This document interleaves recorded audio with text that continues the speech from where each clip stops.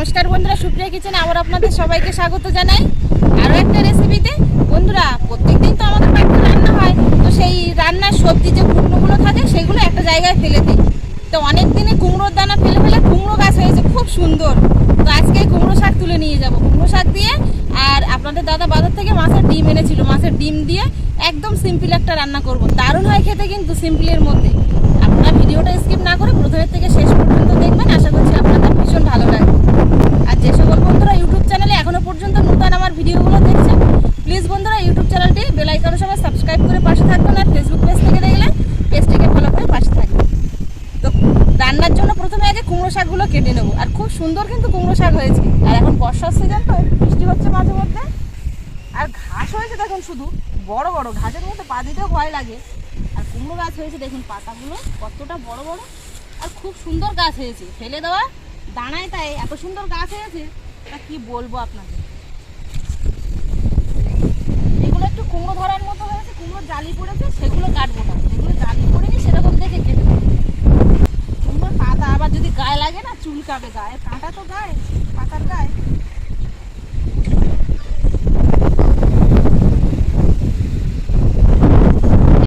জালি পড়েছে, তবু জালিটা ভালো না।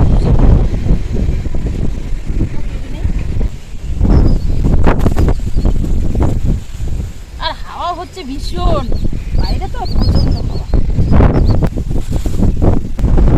পুরো একদম জালি লক লক করে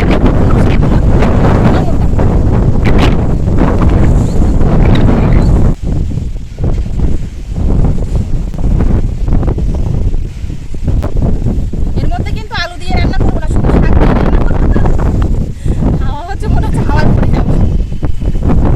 একটু বেশি জালি পাতা দেখে শাক তুলে নেবো।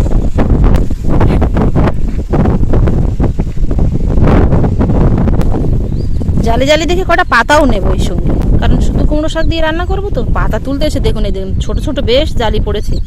আর ওইখানে একটা বেশ এরকম মিডিয়াম সাইজের কুমড়ো ধরেছে।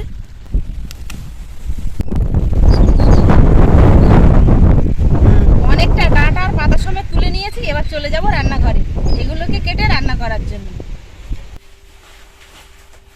রান্নাঘরে চলে এসেছি, এবার সবজিগুলো কেটে নেব। কুমড়ো শাক খাওয়া মানে কিন্তু খুবই ভালো, কারণ এটা বিনা সারের তো। আর শুধু কুমড়ো শাক বলে না, যে কোনো শাক খাওয়া কিন্তু শরীরের পক্ষে খুবই উপকার।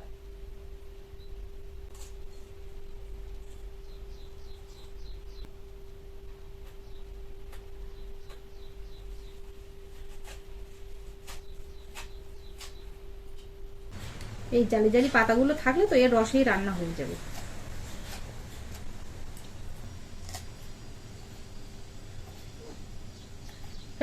কত কত কত ঠান্ডা লাগবে তো। হ্যাঁ,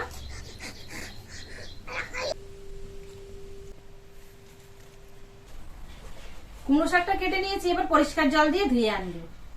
শাকটা ধুয়ে পরিষ্কার করে এনেছি। এবার মাছের ডিমটা ধুয়ে মাছের ডিমটা ভেজে নেব। তবে মাছের ডিমটা আজকে এমন ভাবে ভাজবো, মাছের ডিমের কোনো আষ্টে গন্ধ থাকবে না। আর সেই সঙ্গে মাছের ডিমটা দেখে আপনারা চিনতেই পারবেন না যে এটা মাছের ডিম না পনির, এতটা সুন্দর হবে। এখানে প্রায় 500 গ্রাম মতো ডিম এনেছে আপনাদের দাদা। আর ডিমগুলো আগে পরিষ্কার করে ধুয়ে নিয়েছি, তবে আর একবার কিন্তু ধুয়ে নেব। তো এখানে 1 চাকা লেবু নিয়েছি, এই লেবুর রস চিপের মধ্যে দিয়ে আর জল দেব, দিয়ে খানিকক্ষণ এটা কষলে নেব। দেখবেন আস্তে আস্তে কিন্তু সাদা জল বেরোবে। যত আপনারা কষলাবেন তত দেখবেন সাদা জল বেরোবে। আর এর ফলে কিন্তু আষ্টে গন্ধটাও কিন্তু চলে যাবে। দেখুন জলের কালারটা পুরো সাদা জল বেরিয়ে গেছে। এবার এটাকে আমি কিন্তু 2-3 বার জল পাল্টে পাল্টে যতক্ষণ পরিষ্কার জল বেরোচ্ছে ততক্ষণ পর্যন্ত ধুয়ে নিয়ে তারপরে নিয়ে আসব। ধুয়ে আলাদা পাত্রে নিয়ে নিয়েছি। আর দেখুন বেশ পরিষ্কার হয়ে গেছে কিন্তু একদম। এবার এর মধ্যে দিয়ে দেবো হলুদ গুঁড়ো, লবণ আর এই সব কিছু দিয়ে আগে ভালো করে একদম চটকে নেবো এটা। এবার এখানে নিয়েছি 1/2 চামচের একটু কম গোলমরিচ গুঁড়ো, এটা এর মধ্যে দিয়ে দেবো। তাহলে দেখবেন ডিমের থেকে আর আষ্টে গন্ধটা ছাড়বে না। এবার কড়া বসিয়ে দিয়েছি, গরম হয়ে গেছে। কিছুটা পরিমাণ তেল দিয়ে দেবো। সব সাইডে একটু তেলটা ভালো করে লাগিয়ে নেব।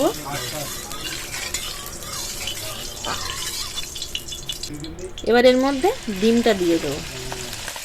ডিমটা দেওয়ার সঙ্গে সঙ্গে কিন্তু খুন্তি দেবেন না, এইভাবে ঢাকনা চাপা দিয়ে রেখে দেবেন 2 থেকে 3 মিনিট আস্তে আস্তে নিচের পোর্শনটা হয়ে যাক, তারপরে খুলে নিয়ে পরের পিঠটা কিন্তু আবার উল্টে দিতে হবে। দেখুন আর বেশ কিছুটা কিন্তু এরকম হালকা আছে উপরে, এতে কোনো অসুবিধা হবে না। এটা উল্টে দিলে আবার ভাজা হয়ে যাবে।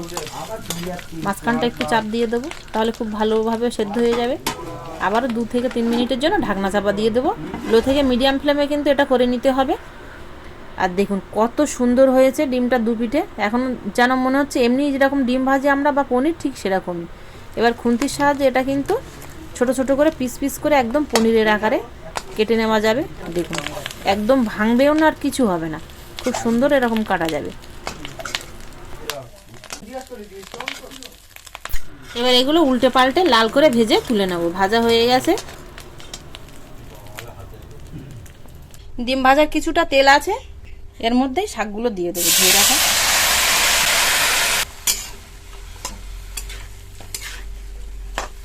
দিয়ে দেবো লবণ।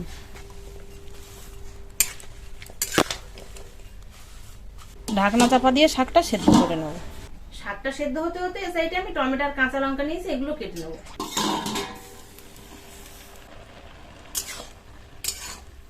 বেশ কিছুটা জল বেরিয়েছে, এবার এর মধ্যে আমি আর অল্প পরিমাণ জল দিয়ে দেবো।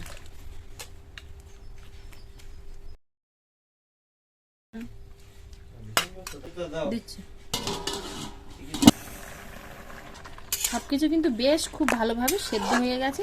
এবার এটাকে নামিয়ে নেব। আর বেশ এরকম কিছুটা ঝোল আছে, এটা কিন্তু পরে আবার ফোটালে কমে যাবে, সেই জন্য এরকম অবস্থাতে নামিয়ে নিতে হবে। কড়াটা ধুয়ে আবার বসিয়ে দিয়েছি, তেল দিয়ে দেবো। তেল গরম হয়ে গেলে দিয়ে দেবো কালো জিরে, আর এখানে কাঁচা লঙ্কা আর টমেটো কেটে রেখেছি, এটা দিয়ে দেবো।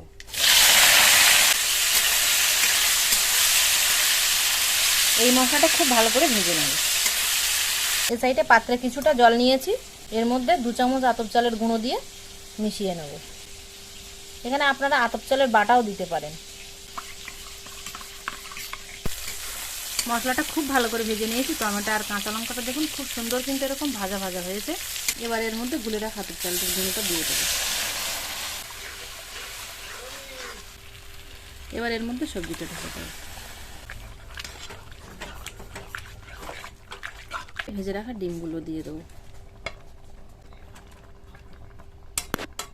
জিরে আর গোলমরিচ গুঁড়ো দিয়ে দেবো 1 চামচ ডিম দেওয়ার সাথে। এবার এটাকে নেড়ে চেড়ে ঢাকনা চাপা দিয়ে দেবো মিনিট খানেকের জন্য।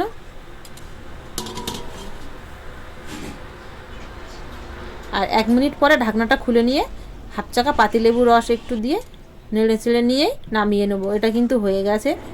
এখানে আমি বলি আতপ চালের গুঁড়োটা আমি আগে দিয়েছি তেলের ওপরে, ওটা কিন্তু তেলের ওপরে না দিয়ে আপনারা ডিম দেওয়ার পরেও দিতে পারেন। তেলের ওপরে ডিম আর শাকটা দিতে পারেন।